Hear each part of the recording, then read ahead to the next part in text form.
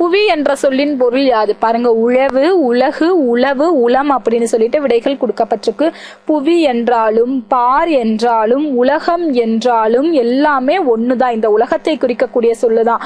எங்கும் பாரடா இப்புவி மக்களே அப்படின்னு சொல்லிட்டு பாரதிதாசன் பாடியிருப்பாரு. பாரடா உனது மானிட பரப்பை, எங்கும் பாரடா இப்புவி மக்களை, பாரடா உன்னோடு பிறந்த பட்டாளம் அப்படின்னு சொல்லிட்டு சொல்லுவாரு. பாருங்க, இதுல வந்து புவி என்பது உலகு என்ற சொல்லை குறிக்கக்கூடியது.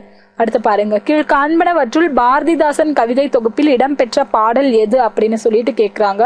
யோக சித்திவரம், தமிழ் தாய் வாழ்த்து, எங்கள் தமிழ், தமிழன் இதயம் அப்படின்னு சொல்லிட்டு இங்க விடைகள் கொடுக்கப்பட்டிருக்கு. இதுல வந்து எங்கள் தமிழ் என்பதுதான் சரியான விடை. இதுதான் பாரதிதாசனால் இயற்றப்பட்ட இந்த கவிதை தொகுப்பில் இடம்பெற்றுள்ள இந்த பாடல். அடுத்து, பாரதிதாசன் புலமை பெற்ற வேறு மொழிகள் யாவை அப்படின்னு சொல்லிட்டு கேட்டிருக்காங்க. பிரெஞ்சு, இத்தாலி, பிரெஞ்சு ஆங்கிலம், ஆங்கிலம் இத்தாலி, இத்தாலி குஜராத்தின்னு சொல்லிட்டு விடைகள் கொடுக்கப்பட்டிருக்கு. இதுல பார்த்தோம்னா பிரெஞ்சு ஆங்கிலம் என்பதுதான் சரியான விடை. பிரெஞ்சு மொழியிலையும் ஆங்கில மொழியிலையும் அதிகமான புலமை பெற்றவர், அதோட சேர்ந்து தமிழ் புலமை பெற்றவர் இந்த பாரதிதாசன். அதனால இந்த உலகத்தையே வந்து அவரு கவிதையால வந்து ஆட்கொள்ள முடிஞ்சது அப்படின்னே சொல்லலாம். பாரதிதாசன் புலமை பெற்ற வேறு மொழிகள் வந்து பிரெஞ்சு ஆங்கிலம் என்பதுதான் சரியான விடை. அடுத்த வினா, கீழ் காண்பனவற்றுள் பாரதிதாசனால் இயற்றப்பட்ட நூல் எது அப்படின்னு சொல்லிட்டு கேட்டிருக்காங்க. என் கதை, குயில் பாட்டு, சேர தாண்டவம், மாங்கனின்னு சொல்லிட்டு விடைகள் கொடுக்கப்பட்டிருக்கு. இதுல என் கதை நாமக்கல் கவிஞரால் இயற்றப்பட்டது, குயில் பாட்டு பாரதியாரால் இயற்றப்பட்டது, மாங்கனி கண்ணதாசனால் இயற்றப்பட்டது. எனவே சேர தாண்டவம் என்பதுதான் சரியான விடை. இதுதான் பாரதிதாசனால் இயற்றப்பட்ட இந்த நூல். அடுத்த வினா, சீவக சிந்தாமணியை இயற்றியவர் யார் அப்படின்னு சொல்லிட்டு கேட்டிருக்காங்க. திருத்தக்க தேவர், இளங்கோவடிகள், கொங்குவேளிர், சாத்தனார்னு சொல்லிட்டு இங்க விடைகள் கொடுக்கப்பட்டிருக்கு. இதுல வந்து திருத்தக்க தேவர் தான் சரியான விடை. இவர் தான் சீவக சிந்தாமணியினுடைய ஆசிரியர். அடுத்த வினா பாருங்க, மேகங்கள் நகர்ந்த பிறகு மலை எவ்வாறு காட்சியளிப்பதாக திருத்தக்க தேவர் கூறுகிறார்னு சொல்லிட்டு கேட்டிருக்காங்க. பாருங்க, தோல் உரித்த பாம்பு, தோல் உரித்த யானை, தோல் உரித்த குதிரை, தோல் உரித்த மேகம்னு சொல்லிட்டு இங்க விடைகள் கொடுக்கப்பட்டிருக்கு. இதுல பார்த்தோம் அப்படின்னா தோல் உரித்த பாம்பு என்பதுதான் சரியான விடை. திருத்தக்க தேவர் வந்து தன்னுடைய சீவக சிந்தாமணி என்ற காப்பியத்துல வந்து இந்த மாதிரி வந்து குறிப்பிட்டிருக்காரு. உவமையா வந்து சொல்லியிருக்காரு. மேகங்கள் நகர்ந்த பிறகு மலை இருக்கு, மலை வந்து மேகங்கள் வந்து மூடி இருக்கு அந்த மலைய. அந்த மேகங்கள் வந்து கொஞ்சம் கொஞ்சமா அந்த மலையை விட்டு நகர்ந்ததுக்கு அப்புறம் அந்த மலை வந்து தோல் உரித்து விட்டு சென்ற அந்த பாம்பு போல காட்சி அளிப்பதாக வந்து உவமையாக சொல்லி இருக்காரு திருத்தக்க தேவர். எனவே மேகங்கள் நகர்ந்த பிறகு மலை எவ்வாறு காட்சி அளிப்பதாக திருத்தக்க தேவர் கூறுகிறார் அப்படின்னா தோல் உரித்த பாம்பு என்பதுதான் சரியான விடை. அடுத்த வினா பாருங்க, மலை நின்று வீழ்கின்ற அருவி ஒளியை சீவக சிந்தாமணி எவ்வாறு உவமிக்கிறது? பாருங்க, மலை இருக்குல்லையா, அந்த மலையிலிருந்து விழக்கூடிய அந்த அருவியை வந்து சீவக சிந்தாமணி எவ்வாறு உவமை செய்கிறது அப்படின்னு சொல்லிட்டு கேட்டிருக்காரு. பாருங்க, அலையொளி, மத்தள ஒளி, யானை பிளிரும் ஒளி, நடன ஒளின்னு சொல்லிட்டு இங்க விடைகள் கொடுக்கப்பட்டிருக்கு. அதாவது மலையிலிருந்து ஒரு அருவி விழுகுது, அந்த அருவி வந்து கொஞ்சம் ஒரு வகையான ஒரு சவுண்டோட வந்து கீழே விழுகும் இல்லையா, அந்த சவுண்ட் வந்து எதுக்கு உவமையா சொல்லியிருக்காரு அப்படின்னா மத்தள ஒலிக்கு வந்து உவமையா சொல்லியிருக்காரு திருத்தக்க தேவர். அதாவது உவமையை கையாள்வதில் வந்து ரொம்ப வல்லவரா விளங்கியிருக்காரு திருத்தக்க தேவர்.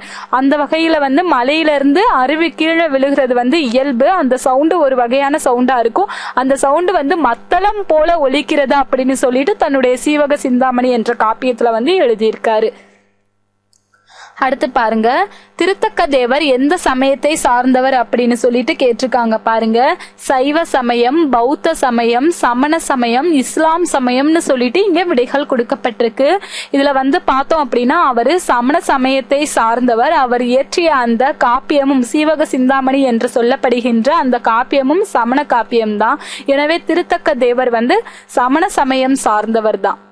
அடுத்த வினா, திருத்தக்க தேவர் இயற்றிய நூல் எது அப்படின்னு சொல்லிட்டு கேட்டிருக்காங்க. ஏற்கனவே ஒரு நூல் இயற்றியிருக்காரு. என்ன நூல் அப்படின்னா சீவக சிந்தாமணி.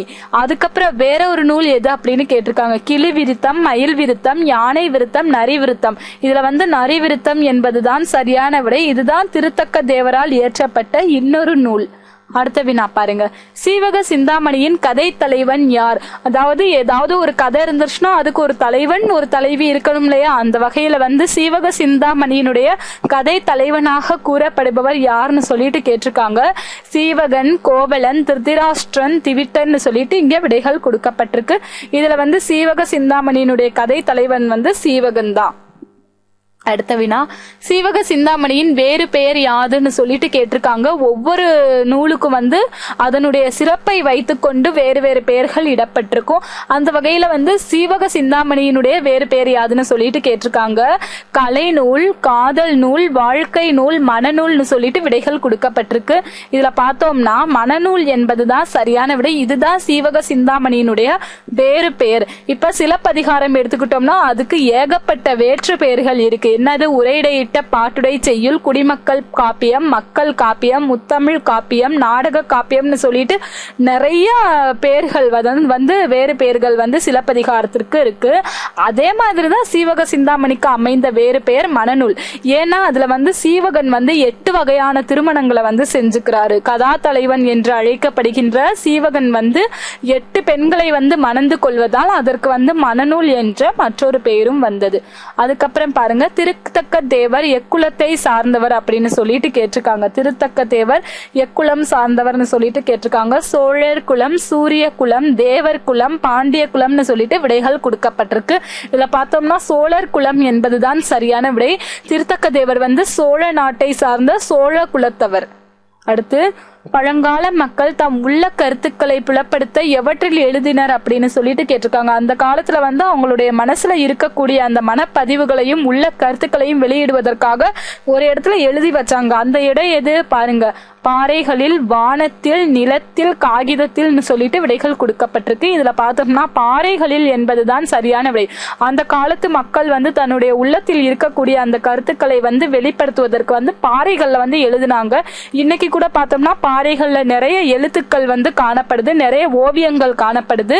நிறைய இடங்கள்ல வந்து இருக்கக்கூடிய அந்த பழமையான அந்த பாறைகள்ல வந்து நிறைய எழுத்துக்களை வந்து இன்னைக்கு வரைக்கும் நம்ம பார்க்கலாம். அடுத்து பாருங்க, கிமு 2000 ஆண்டிற்கு முற்பட்ட காலத்தில் வாழ்ந்த மக்கள் எவ்வாறு வாழ்ந்தனர்னு சொல்லிட்டு கேட்டிருக்காங்க. கூட்டு குடும்பமாக, இனக்குழுக்களாக, தனி குடும்பமாக, பெரிய குடும்பமாக அப்படின்னு சொல்லிட்டு விடைகள் கொடுக்கப்பட்டிருக்கு. இதுல பார்த்தோம்னா கிமு 2000 ஆண்டிற்கு முற்பட்ட காலத்துல வந்து மக்கள் வந்து இனக்குழுக்களாக, ஒரு குறிப்பிட்ட இனமும் அது சார்ந்த குழுவுமாகத்தான் வாழ்ந்தாங்க. எனவே இனக்குழுக்களாக என்பதுதான் அடுத்த வினா பாருங்க, பழங்கால மக்கள் மலை குகைகளிலும் பாறைகளிலும் எவ்வகை ஓவியத்தை வரைந்தனர்னு சொல்லிட்டு கேட்டிருக்காங்க. வட்டோவியங்கள், மணல் ஓவியங்கள், மர ஓவியங்கள், கோட்டோவியங்கள்னு சொல்லிட்டு இங்க விடைகள் கொடுக்கப்பட்டிருக்கு.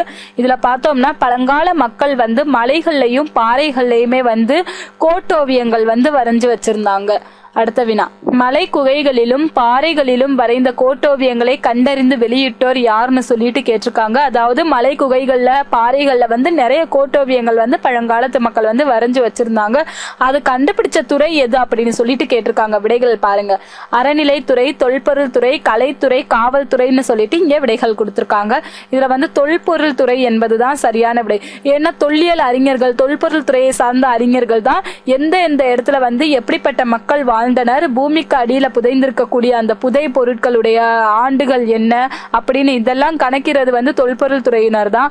அந்த வகையில பாறைகள்லயுமே வந்து மலை குகைகளுக்குமே வந்து சென்று அங்க இருக்கக்கூடிய அந்த ஓவியங்களை வந்து பார்த்து அது எந்த காலத்தை சார்ந்தது, எந்த அரசன் காலத்தை சார்ந்தது, யாரால் வரையப்பட்டது என்பது போன்ற ஆராய்ச்சியை மேற்கொள்பவர்கள் வந்து தொல்பொருள் துறையினர் தான். அந்த வகையில வந்து மலை குகைகளிலும் பாறைகளிலும் வரைந்த ஓவியங்களை வந்து கண்டறிந்து வெளியிட்டவர்கள் வந்து தொல்பொருள் துறை என்பது சரியான விடை. அடுத்த வினா பாருங்க, 25க்கு மேற்பட்ட குகை ஓவியங்கள் கண்டுபிடிக்கப்பட்ட இடம் எதுன்னு சொல்லிட்டு கேட்டிருக்காங்க. ஆந்திரா, கர்நாடகா, தமிழகம், அமெரிக்கா. சந்தேகமே வேணாம், தமிழகம் தான். தமிழகத்துலதான் 25க்கும் மேற்பட்ட குகை ஓவியங்கள் வந்து கண்டுபிடிக்கப்பட்டிருக்கு. அடுத்த வினா, தமிழகத்தில் எந்த காலத்து முன்னரே ஓவியங்கள் வரையப்பட்டனன்னு சொல்லிட்டு கேட்டிருக்காங்க. ஒரு குறிப்பிட்ட காலத்துக்கு முன்னாடியே பல ஓவியங்கள் வரையப்பட்டதாக சொல்லுவாங்க இல்லையா? அந்த வகையில எந்த காலத்துக்கு முன்னரே ஓவியங்கள் வரையப்பட்ட வரையப்பட்டன அப்படின்னு சொல்லிட்டு கேட்டிருக்காங்க. சிற்றிலக்கிய காலம், நீதி இலக்கிய காலம், களப்பிரர் காலம், சங்க காலம் அப்படின்னு சொல்லிட்டு விடைகள் கொடுத்திருக்காங்க. இதுல பார்த்தோம்னா சங்க காலம் என்பதுதான் சரியான விடை. இந்த சங்க காலம் என்பதுதான் தமிழகத்தில் மிகவும் பழமையான காலம். அதை காட்டிலும் பழமையான காலம் வந்து கண்டுபிடிக்கப்படல. சங்க காலத்துக்கு முன் அப்படின்னு தான் சொல்லுவோம். அந்த வகையில தமிழகத்துல வந்து சங்க காலத்துக்கு முன்னாடியே வந்து ஏகப்பட்ட ஓவியங்கள் வந்து வரையப்பட்டுள்ளன அப்படின்னு சொல்லிட்டு ஆய்வாளர்கள் வந்து கண்டுபிடிச்சிருக்காங்க. அடுத்த வினா, தமிழர்கள் தாம் வரைந்த ஓவியத்தை முதலில் எவ்வாறு அழைத்தனர் அப்படின்னு சொல்லிட்டு கேட்டிருக்காங்க. தமிழர்கள் வந்து அவங்க வரைகிறாங்கயா ஓவியம், அந்த ஓவியத்தை வந்து ஆரம்பத்துல வந்து எவ்வாறு அழைச்சாங்க அப்படின்னு கேட்டிருக்காங்க. பாருங்க, கண்ணெழுத்து, வட்டெழுத்து, குகை எழுத்து, பாறை எழுத்துன்னு சொல்லிட்டு இங்க விடைகள் குறிக்கப்பட்டிருக்கு. இதுல பார்த்தோம்னா கண்ணெழுத்து என்பது சரியான விடை. தமிழர்கள் வந்து அந்த காலத்துல வந்து வரைந்த ஓவியங்களை வந்து ஆரம்ப காலகட்டத்துல வந்து கண்ணெழுத்து என்ற சொல்லால் அழைத்தனர். அடுத்த வினா, தமிழ் இலக்கியத்தில் எழுத்து என்பதற்கு ஓவியம் என பொருள் இருந்ததை கூறும் நூல்கள் எது அப்படின்னு சொல்லிட்டு கேட்டிருக்காங்க. தமிழ் இலக்கியங்கள்ல வந்து ஒரு சில நூல்கள் இருக்கு. அந்த நூல்கள்ல வந்து எழுத்து என்பதற்கு ஓவியம் என்ற பொருளை இருந்ததாக வந்து சொல்லப்படுது. அதை வெளிப்படுத்தும் நூல் எது அப்படின்னு கேட்டிருக்காங்க. நற்றிணை, புறநானூறு, பரிபாடல், குறுந்தொகை, அகநானூறு, புறநானூறு, கரித்தொகை, புறநானூறுன்னு சொல்லிட்டு இங்க விடைகள் வந்து குடிக்கப்பட்டிருக்கு. இதுல பார்த்தோம்னா பரிபாடல், குறுந்தொகை என்பதுதான் சரியான விடை. இந்த இரண்டு நூல்கள்லையுமே வந்து எப்படிப்பட்ட ஒரு பொருள் இருந்தது அப்படின்னா, எழுத்து என்பதற்கு ஓவியம் என்ற பொருள் இருந்ததாக கூறுகிறது இந்த இரண்டு வகையான நூல்களும்.